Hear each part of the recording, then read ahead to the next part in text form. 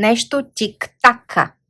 Дойде ми така това видео. Нека да видим какво е това нещо, което тик-така. Нещо тик-так във вашата глава, във вашите мисли. Като време, може би някои от вас си мислите, че нямате време. Времето изтича, нямате време за нещо. Няма да успеете. Назад сте с нещата, назад сте с времето. Шпионирате другите. Какво са постигнали, какво правят. Вие как така изоставате с нещата. Между другото, за миналото гледане също се паднаха тези две карти за ново начало, така че гледайте другото видео от сряда, ако не сте гледали. Какво е това ново начало?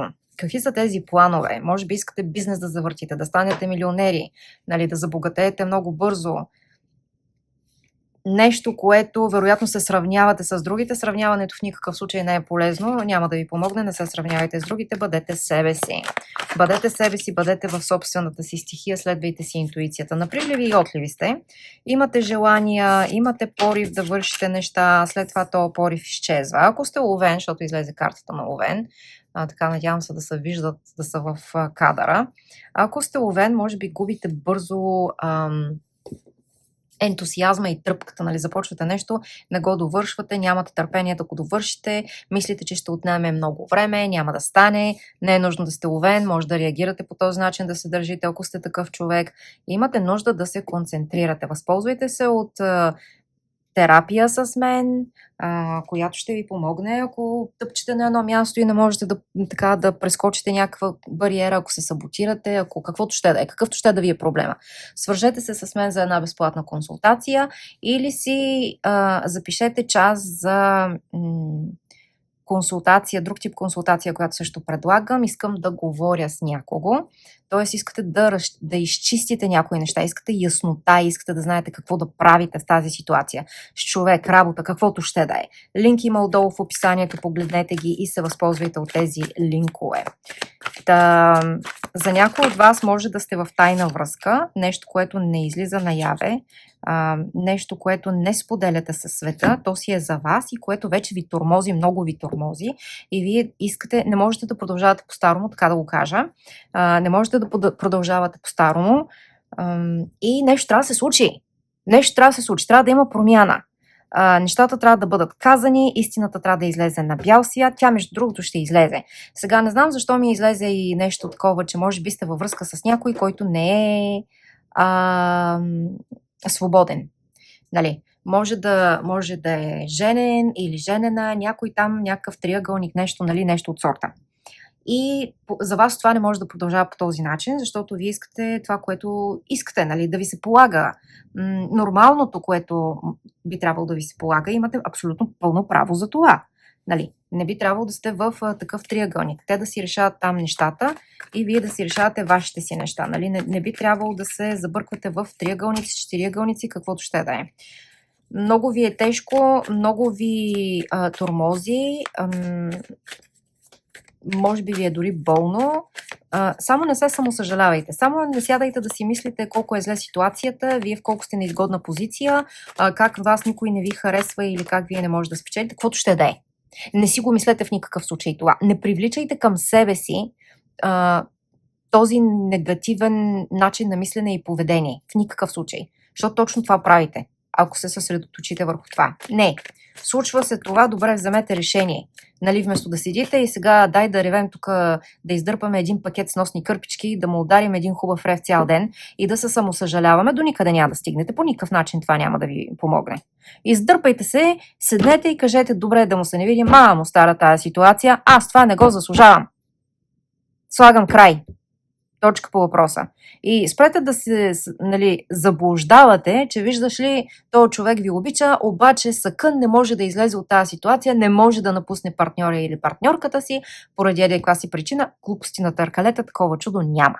Аз ви го казвам, ако човека иска да е с вас, ще е с вас.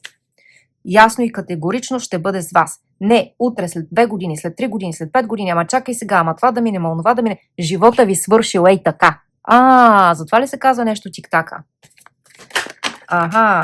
Кое е нещо, което тик-така? Живота ви, часовника, който брои колко дни ви остават. Още едно осо.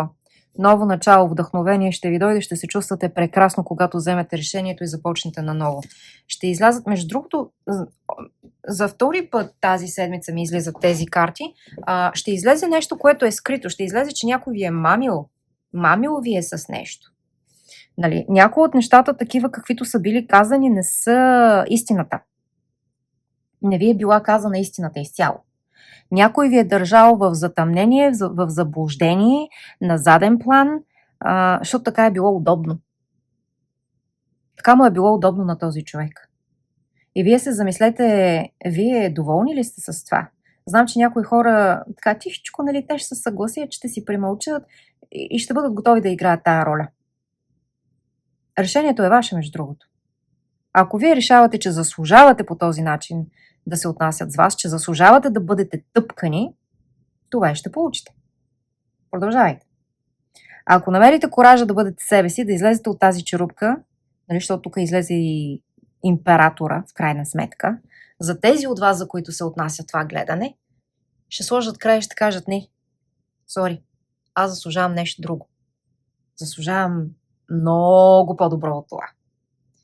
Ще има признание, в смисъл ще бъдете видяни, забелязани в момента, в който вземете това решение, в момента, в който решите да започнете наново, в момента, в който намерите сила в себе си, да заявите себе си, да заявите правото си, да бъдете щастливи, независими, гледани, обичани, нали, всичко, което ви се полага, ще бъдете забелязани, ще станете изведнъж харизматични. Хората ще започнат да ви гледат, нали, противоположния пол ще започне да ви обръща повече внимание.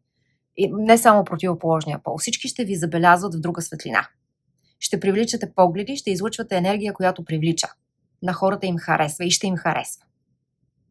И на вас ще ви харесва. Ще се усетите различни, ще усетите силата на това.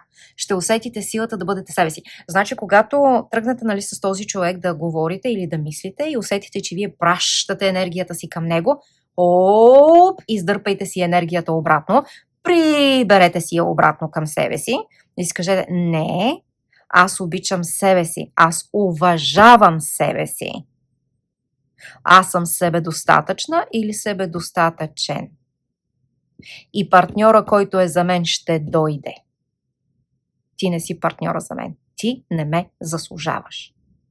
Това трябва да си мислите и това трябва да направите. И проверете линковете под видеото, пак казвам, за да се възползвате от тях и, разбира се, нали, да изкажете вашата благодарност и подкрепа към мен и канала ми, с което аз ще имам възможност да финансирам други проекти и идеи, за което ще съм ви изключително благодарна и съм ви изключително благодарна. Много благодарна. Не забравяйте да харесате видеото, да го споделите с приятели и да се абонирате за канала ми.